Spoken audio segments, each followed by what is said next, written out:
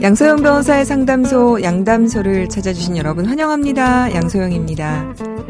남편은 아내 몰래 책장에 비상금을 모아놓고 있었습니다. 아내는 어느 날 청소를 하다가 남편의 비상금을 발견하게 되었고요. 아내는 현금이 필요할 때마다 남편의 비상금을 가져다 썼습니다. 남편은 한참 후에야 자신의 비상금이 상당 금액 없어진 사실을 깨닫고 크게 화를 내면서 아내를 고소하겠다고 했습니다. 자, 정말 남편이 아내를 고소한다면 아내는 처벌을 받게 될까요?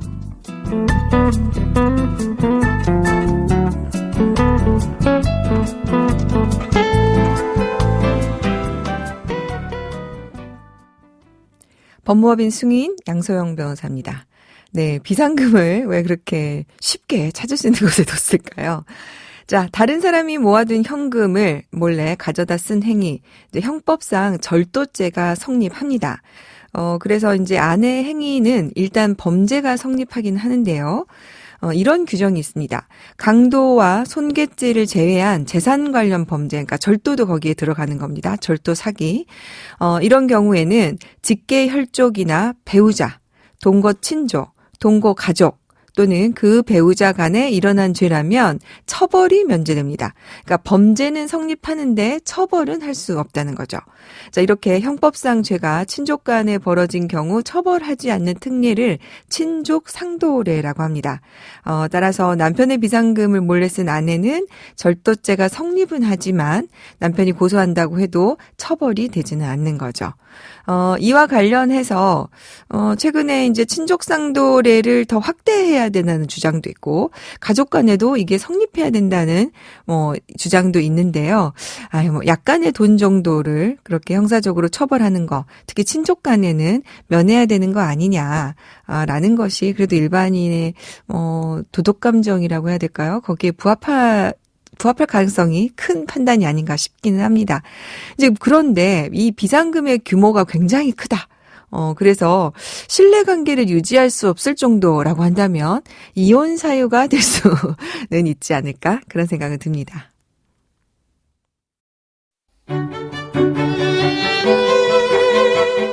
억울한 일을 당하셨나요? 변호사와 직접 상담해보세요. 양소영 변호사의 상담소. 화나고 답답하고 억울한 당신의 법률 고민 함께 풀어볼게요. 오늘은 최지연 변호사님 함께합니다. 변호사님 안녕하세요. 네, 안녕하세요. 오늘 면접교섭에 대한 사연을 좀 만나보려고 하는데요. 우선 우리 최지연 변호사님이 면접교섭권이 어떤 권리인지 설명을 좀 해주실 수 있을까요? 네, 면접교섭권이란 자녀를 직접 양육하지 않는 부모의 일방과 자녀의 권리로서 자녀는 부모의 일방과 상호 접촉할 수 있는 권리이고 비양육자는 자녀와의 상호 접촉을 할 수 있는 권리입니다. 네. 이게 또 아이들을 위해서도 필요하겠죠? 네, 그렇습니다. 네. 아이들을 위해서도 굉장히 필요한 권리라고 할 수 있습니다. 자, 그래서 준비된 사연 만나보고요. 자세한 얘기 나눠보겠습니다.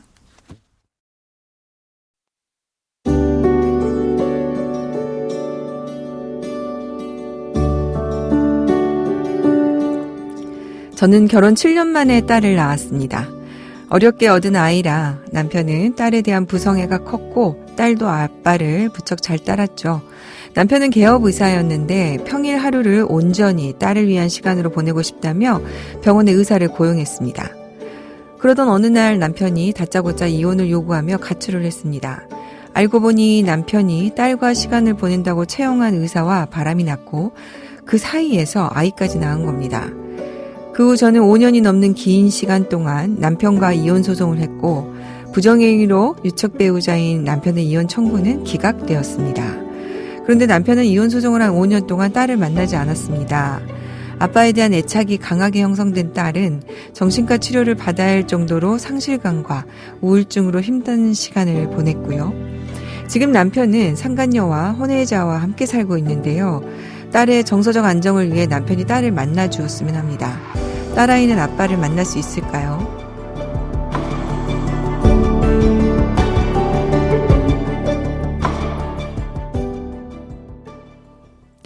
네, 사연을 보니까 이제 보통은 비양육자가 자녀를 만나고 싶다고 면접교섭을 청구하거나 하는데 이 사연은 만나지 않아서 오히려 이제 비양육자가 자녀를 만나게 할 방법을 찾고 계시는 것 같습니다.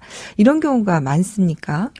네, 양육자와 자녀는 면접 교섭을 할 의향이 충분히 있는데 오히려 비양육자가 자녀를 만나지 않겠다고 하는 경우가 좀 많이 있는 것 같습니다.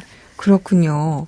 지금 사연을 보면은 아직 이혼은 지금 안 된 거네요. 이혼 청구가 기각이 되었으니까. 그러면 아빠가 혼외자하고 살고 있고 더군다나 자신을 만나러 오지 않는다면 이 딸이 얼마나 상심감이 클까 걱정이 되는데요. 이게 지금 자녀를 만나러 오지 않는 이유가 이혼 소송과 관계가 있을까요? 네, 아마 남편이 제기했던 이혼 소송이 기각당한 것이 남편이 현재 자녀를 면접 교섭하지 않은 요인 중에 하나로 작용하고 있다고 생각이 됩니다. 이혼 소송에 있어서 우리 법원은 유책주의를 따르고 있는데요. 네. 부정행위를 해서 혼외자까지 낳은 남편의 이혼 소송은 유책주의에 따라서 기각을 당했는데 남편은 추후에 우리 법원이 파탄주의로 입장 변화를 할 것을 대비해서 이렇게 행동을 하고 있는 것이 아닌가 생각되어집니다. 그러면은 지금 자녀 면접 교섭을 하고 있지 않은 게 파탄주의로 갈 경우에 유리할까요? 그러면은 자녀를 면접하는 게 불리하다, 뭐 이렇게 생각하고 있다는 걸까요? 네, 그러신 것 같습니다. 만약 남편이 자녀를 꾸준히 면접 교섭을 하게 되고 아무래도 이제 미성년자인 자녀를 면접 교섭하는 과정에서 양육자와 일정을 뭐 조율한다거나 장소를 정해주고 아이를 데려다주고 데려오는 이런 과정들에서 서로 연락을 주고받게 될 수밖에 없게 되는데 네. 이러한 모습들이 자칫 혼인 파탄이 아니라고 좀 보여질 수 있다는 우려에서 추후에 우리 법원이 이혼에 있어서 이제 파탄주의로 입장 변화를 했을 때 나에 대한 이혼 소송이 좀 불리하게 작용할 수 있지 않겠나라는 그런 염려에서 자녀를 만나지 않고 있는 것이 아닌가라는 생각이 듭니다. 네. 근데 이제 지금 현재 상황에서 아직도 지금 혼인은 유지되고 있는데 어쨌든 배우자가 아닌 사람과 살고 있는 남편은 어떻게 보면은 계속해서 위법행위가 계속되는 거 아닙니까? 그러면은 여전히 유책 배우자로서 청구가 기각이 될 이혼 소송이 소송을 하게 되는 경우 기각될 수 있지 않을까요?